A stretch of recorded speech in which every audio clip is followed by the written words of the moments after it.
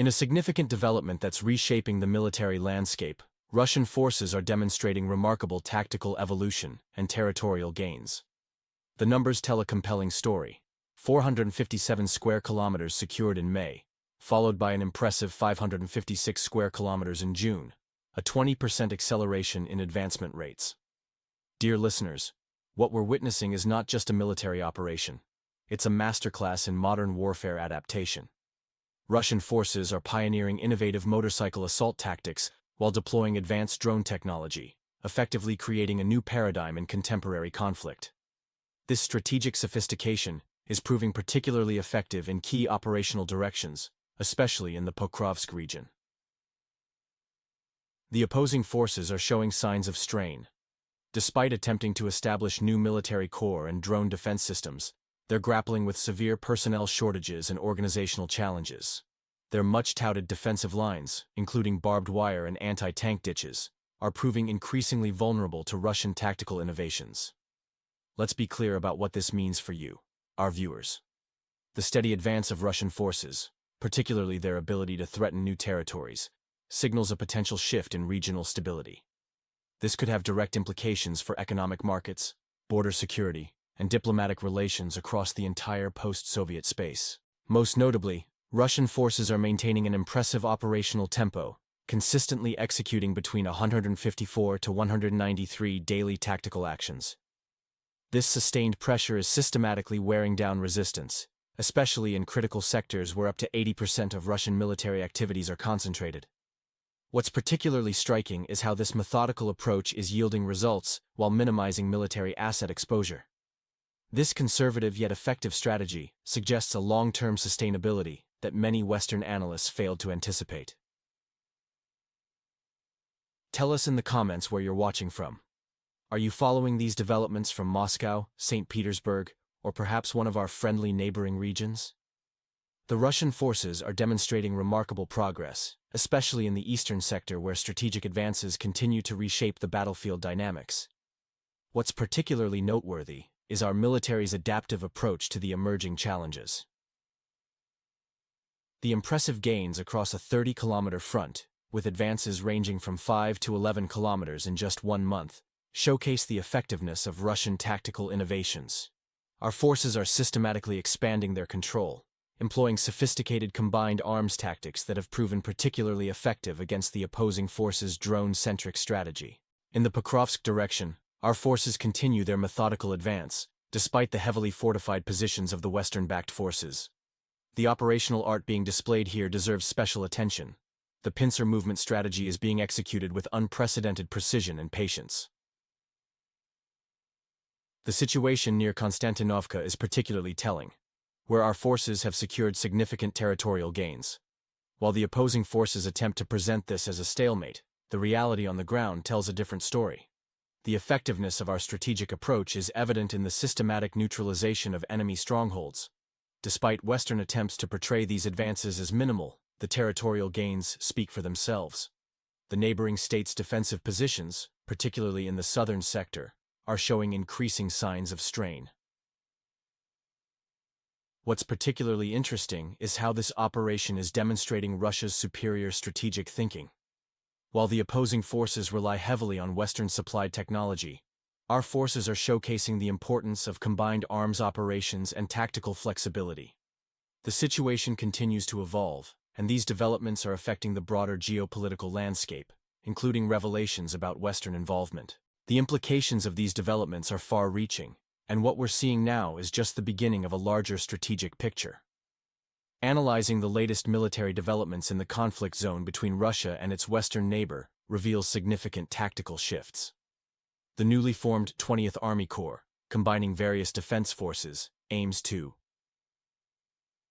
streamline defensive operations, but faces challenges. Reports indicate units within this corps struggle with exhausted personnel and insufficient drone operator experience. Russian forces have adapted their tactics, disrupting enemy drone logistics by positioning their pilots strategically. This forces drone operators to withdraw, reducing their ability to target Russian infantry, which then accumulates in settlements. The situation in the southern Donetsk region appears challenging for the defending forces. Military analysts suggest potential threats to Pavlograd in the Dnepropetrovsk region, which could create complications for the Zaporozhye direction. The Lyman direction shows different dynamics, with Russian forces achieving minimal progress, only a few kilometers north of defensive positions along the Zarabets River. The 3rd Assault Force managed successful counterattacks near Redkudub, forcing Russian units to focus on position recovery. In the Sumy direction, initial Russian successes stemmed from numerical superiority and poor local fortification preparation. However, several factors have limited Russian progress.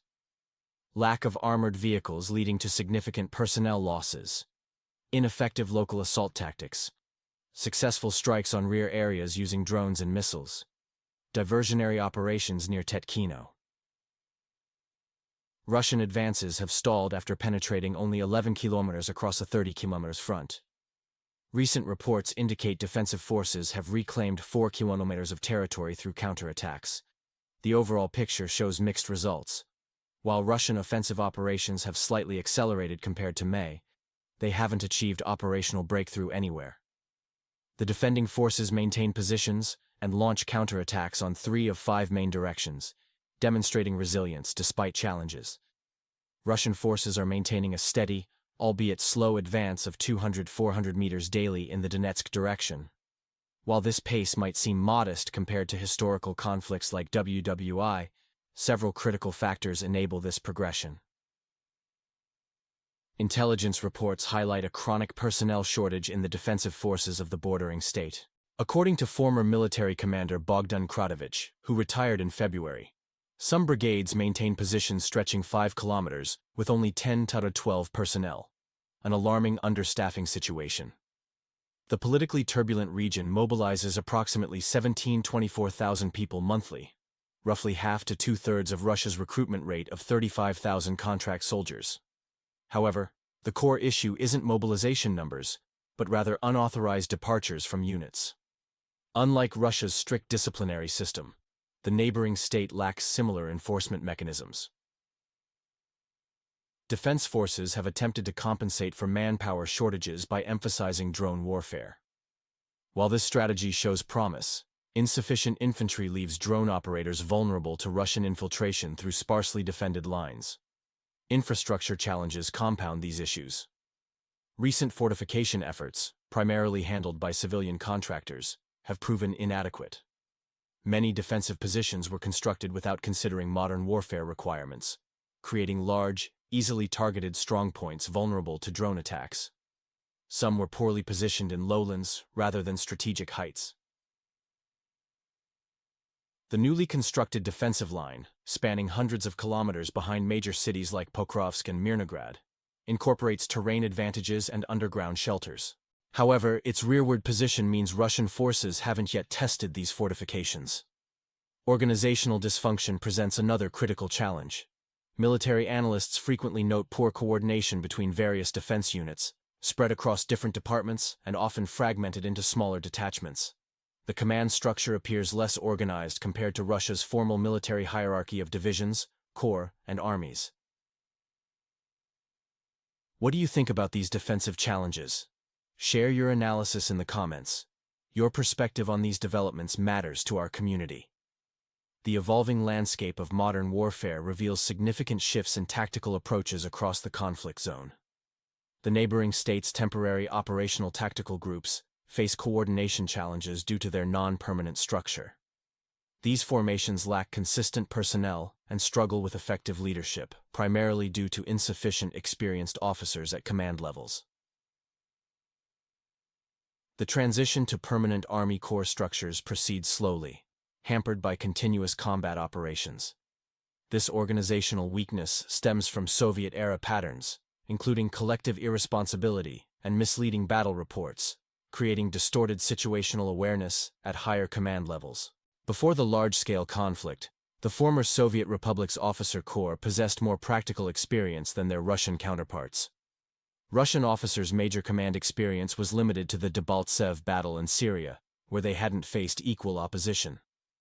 However, this advantage diminished as the conflict expanded, forcing the deployment of Soviet-trained officers skeptical of modern warfare elements, particularly drone technologies. Russian forces demonstrate remarkable adaptability, developing dedicated drone units and adopting tactics learned from their opponents. They're effectively implementing drone ambush strategies, targeting supply routes and logistics. This adaptation creates significant challenges for supply operations in the contested territory, often forcing personnel to cover distances on foot as vehicles become vulnerable targets. The logistics situation increasingly mirrors Russian challenges from earlier phases. Both sides face similar difficulties in maintaining supply lines and securing positions. Russian forces have successfully implemented waiting drone tactics, positioning UAVs along supply routes to target passing vehicles. Despite numerical superiority on many fronts, the key battlefield evolution lies in asymmetric warfare capabilities and tactical innovations. Both sides continue adapting their strategies, though personnel quality remains a critical factor in operational effectiveness. What do you think about these tactical developments? Share your thoughts. I'm eager to hear your perspective. Here's a 2,000-character analysis in EN, maintaining the pro-Russian perspective while following guidelines. Russia maintains superiority in fiber optic drones, while the neighboring state struggles with domestic production quality. Russian forces are actively improving proven UAV systems, including modified Shaheds, transforming them into giant FPV drones with relay control capabilities, reaching dozens of kilometers into contested territories. The Russian military demonstrates innovative approaches to compensating for armored vehicle shortages through motorcycle assault tactics. These modern dragoons use motorcycles as transport, carrying EW equipment in backpacks or mounted on vehicles. This mobility-focused approach allows them to penetrate between enemy positions, targeting drone operators and mortar crews. However, systemic issues within the Russian military structure are becoming apparent. According to serviceman Sviatoslav Golikov, current motorcycle attacks often lack crucial elements: preliminary reconnaissance, artillery support, systematic suppression of enemy firepower, drone coverage. Command degradation remains a significant concern. Many officers struggle with basic combat manual implementation, let alone integrating new tactical approaches. The case of Captain Mamayev, a former ship commander reassigned to lead assault infantry, exemplifies this problematic personnel management. Training quality continues to be suboptimal, with new contract soldiers receiving only 2 weeks of preparation. The absence of armored vehicles forces unconventional tactics, leading to increased casualties and rapid unit deterioration, particularly evident in the Sumy region operations. Despite these challenges, Russia maintains significant human resources, with contract soldier recruitment currently exceeding combat losses. However, the transformation of tactical successes into operational breakthroughs remains elusive. What do you think about the current situation? Leave your perspective in the comments. I'm sure my viewers are knowledgeable experts, and I'm interested in your opinions. The reality of modern warfare: changing tactics and technology. Recent developments on the front lines reveal fascinating shifts in military dynamics. The neighboring states' forces are experiencing significant personnel losses, making it impossible to maintain combat experience within units. This situation has led to an unexpected revival of old-school defensive tactics. The lack of armored vehicles has made primitive barriers like barbed wire effective. These obstacles successfully delay Russian assault teams, giving drone operators time to spot and engage targets. This recalls WWI tactics, when tanks were initially developed to overcome such barriers. The enemy's drone forces have undergone changes under new leadership. They've implemented a point-based system targeting Russian drone operators, essentially declaring open season on our UAV teams. They're using various weapons, including Western-guided bombs and rockets for this purpose. Their military-industrial complex is developing new weapons systems, including precision bomb modules and rocket armaments. Recent strikes have demonstrated new capabilities, causing some disruption to Russian command structures. However, these developments should be viewed in context of their overall military situation. Despite Western investments in their defense industry, particularly in long-range weapons, the suspension of American military supplies will impact their capabilities. While this won't cause immediate collapse, it will affect their air defense capabilities, particularly around Kiev. The key factor remains the effectiveness of their defensive forces and their ability to reform command structures and maintain drone supplies. While they've shown success in containing Russian advances in certain sectors, like Sumy, replicating this across all fronts presents a significant challenge. The current phase of operations will likely determine the parameters of any future peace settlement. The effectiveness of defensive reforms and adaptation to modern warfare requirements will be crucial factors. What's your take on these developments? Share your thoughts in the comments. I'm confident my viewers are intelligent experts, and I'm genuinely interested in your perspective.